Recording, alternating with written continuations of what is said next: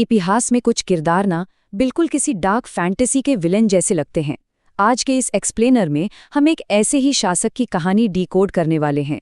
15वीं सदी का एक ऐसा सुल्तान जिसके खौफ के किस्से भारत से लेकर यूरोप तक फैले हुए थे। बात हो रही है गुजरात के सुल्तान महमूद बेगड़ा की। तो चलिए बिला किसी देरी के सीधे इस कहानी में डाइव करते हैं और इस पॉइजन किंग के पीछे के मिथक और एक शातिर जियोपॉलिटिकल मास्टरमाइंड की असली सच्चाई को समझते हैं। अब जरा इस बात पर गौर कीजिए।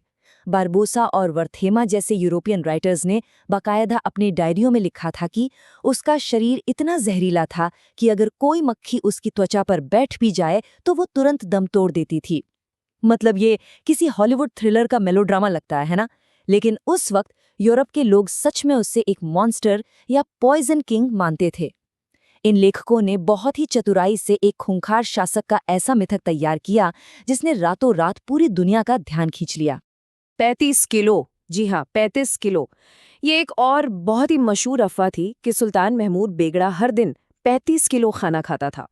अब हम सब जानते हैं कि बायोलॉजिकली किसी भी इंसान के लिए रोज इतना खाना बिल्कुल नामुमकिन है। लेकिन पता है दिलचस्प बात क्या है? सुल्तान बेगड़ा ने कभी इन अफवाहों को रोका नहीं। वो अपनी इस खौफनाक इमेज को एक बहुत ही तगड़े साइकोलॉजिकल वेपन की तरह इस्तेमाल करते थे।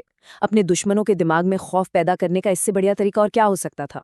तो फिर सवाल ये है कि इस जहरीले इंसान वाले मिथक के पीछे की असली सच्चाई थी क्या?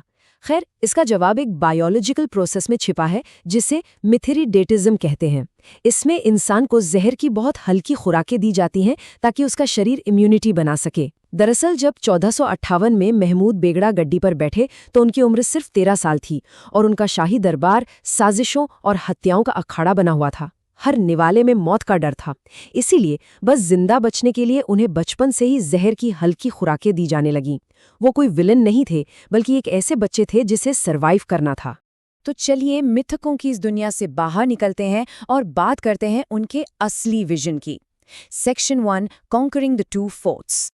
देखिए, सुल्तान बेगड़ा सिर्फ एक खौफनाक नाम नहीं थे, बल्कि एक गजब के इकोनॉमिक आर्किटेक्ट भी थे। 15वीं सदी के गुजरात को आप आज के वॉल स्ट्रीट की तरह समझ सकते हैं।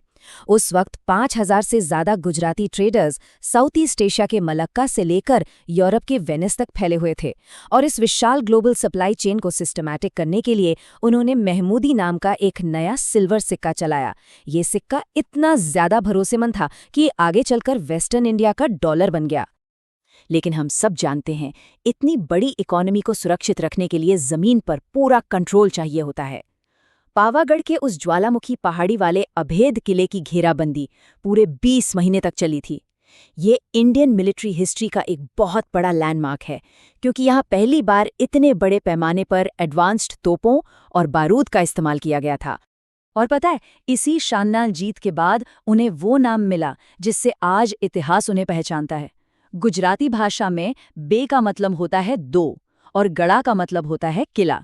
जूनागढ़ और पावागढ़ गुजरात के इन दो सबसे ताकतवर किलों को जीतकर अपने ट्रेड रूट सुरक्षित करने के बाद ही उन्हें ये आइकॉनिक टाइटल मिला, महमूद बेगड़ा।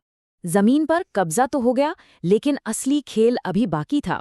आते हैं हमारे दूसरे सेक्शन पर, द इंटरकॉन्टिनेंटल अलायंस। जमीन के इन कांटों को उखाड़ फेंकने के बाद सुल्तान की नजरें सीधे अरब सागर की लहरों पर थीं। समंदर पर राज करने के लिए उन्होंने मलिक अयाज को अपना सुप्रीम एडमिरल चुना, जो कभी एक ईसाई गुलाम हुआ करता था। लेकिन समंदर में एक बहुत बड़ा खतरा आ चुका था, पुर्तगाली और उनका क्रूर कार्टाज सिस्टम। आसान भाषा में समझें तो ये समंदर का माफिया प्रोटेक्शन रैकेट था। नियम बिल्कुल साफ था, प्रोटेक्शन मनी दो और सुरक्षित जाओ। अगर मना किया तो नाविकों के हाथ पैर और नाक कान काट कर समंदर में फेंक दिए जाते थे।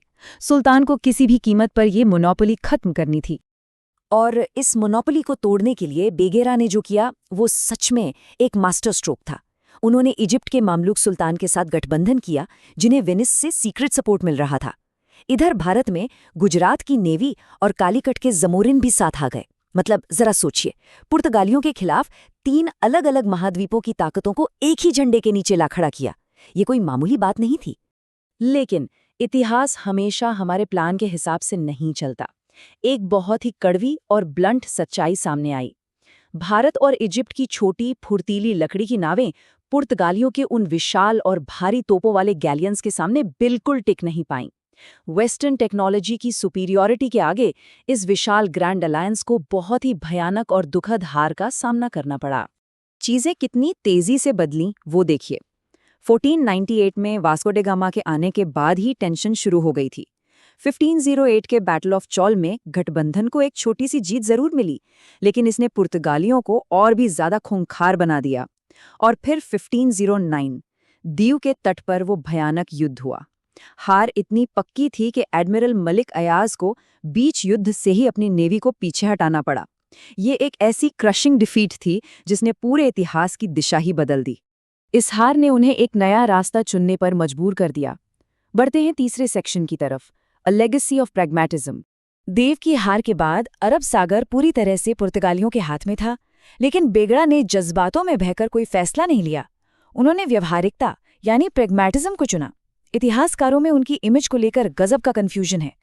फारसी क्रॉनिकल्स में वो एक कट्टर मंदिर तोड़ने वाले शासक नजर आते हैं, जबकि संस्कृत महाकाव्य राजविनोद में उन्हें एक सेक्युलर सूर्यवंशी राजा और साक्षात भगवान इंद्र बताया गया है। अब आप सोच रहे होंगे कि असली सच क्या है? सच ये है कि वो ना तो धार्मिक कट्टरपंथी थे और ना ही कोई संत। वो बस एक बेहद रूथलेस प्रैग्मेटिस्ट थे जिन्हें किसी भी कीमत पर अपना साम्राज्य बचाना था। और उनकी इस प्रैक्टिकल सोच का सबसे बढ़िया सबूत है 1498 में बनी मांडवी की बावड़ी। इसे बनवाया तो सुल्तान ने था, लेकिन इसके शिलालेख की शुरुआत भगवान शिव, गणेश और देवी काली की वंदना से होती है। ऐसा क्यों? क्योंकि वो अच्छी तरह जानते थे कि इकोनॉमी चलाने के लिए जैन व्यापारियों और प्रशासन संभालने के लिए लोकल राजपूत अमीरों की वफादारी सबसे ज्यादा जरूरी है। Pure practical calculations. और उनकी ये स्ट्रैटेजी कितनी सफल रही, जरा इस आंकड़े पर ध्यान दीजिए। दशकों बाद भी अकेले गुजरात के पोर्ट से आने वाला रेवेन्यू पूरे पुर्तगाली साम्राज्य की एशियाई कमाई से 3 गुना ज्यादा था।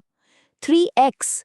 समंदर हारने के बावजूद उन्होंने अपनी इकोनॉमी और अपने जमीनी साम्राज्य पर आंच नहीं आने दी। लेकिन अंत में इस पूरी कहानी से एक बहुत गहरा सवाल खड़ा होता है। जब कोई देश अपना समंदर हार जाता है तो उसे अपनी जमीन हारने में कितना वक्त लगता है? सुल्तान महमूद बेगड़ा ने उस वक्त जमीन तो बचा ली, लेकिन समंदर छिनने से ही आखिरकार एशिया में पश्चिमी देशों के कोलोनियलिज्म की नींव पड़ गई। आज भी जब हम समंदर में ट्रेड वॉर्स या स्ट्रेट ऑफ हॉर्मुज की खबरें देखते हैं तो ऐसा लगता है जैसे 500 साल बाद भी दुनिया के नियम कुछ खास नहीं बदले हैं। खैर, इस विचार के साथ हमारा आज का ये एक्सप्लेनर यहीं खत्म होता है। उम्मीद है आपको इस इतिहास में कुछ नया और दिलचस्प जरूर मिला होगा।